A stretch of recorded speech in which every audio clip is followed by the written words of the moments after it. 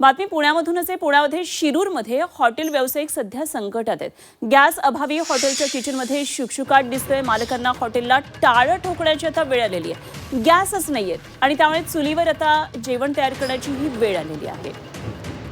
तर हॉटेल व्यावसायिकांबरोबर या संदर्भातला संवाद साधलेला आहे आमचे प्रतिनिधी हेमंत चापुडे यांनी। एलपीजी गॅसचा पुरवठा कमी प्रमाणात होत असल्याने व्यावसायिक गॅसवरती निर्बंध आलेले आहेत। मी सध्या शिरूर तालुक्यातील चांढो या ठिकाणी आलेलो। आपण या ठिकाणी जर पाहिले तर हॉटेलच्या किचन मध्ये ही परिस्थिती आपण पाहू शकता। जे हॉटेलचं किचन आहे खरं तर एरवी गजबजलेलं असतं, मात्र या ठिकाणी गॅसचाच पुरवठा झाला नसल्याने या ठिकाणी किचन मध्ये आपल्याला या ठिकाणी शांतता पाहायला मिळत आहे। हॉटेल व्यावसायिकांना खरं तर किचन मधनं आता चुलीवरती स्वयंपाक बनवण्याची वेळ आलेली आहे, कारण गॅसचा पुरवठा होत नाही आणि चुलीवरती सर्वच पदार्थ होत नसल्याने त्याला सुद्धा काही अडचणी येत आहेत। नक्की काय परिस्थिती आहे आपल्यासोबत बोलण्यासाठी या ठिकाणचे हॉटेल व्यावसायिक आहेत। काय सांगाल, काय परिस्थिती आहे सध्या?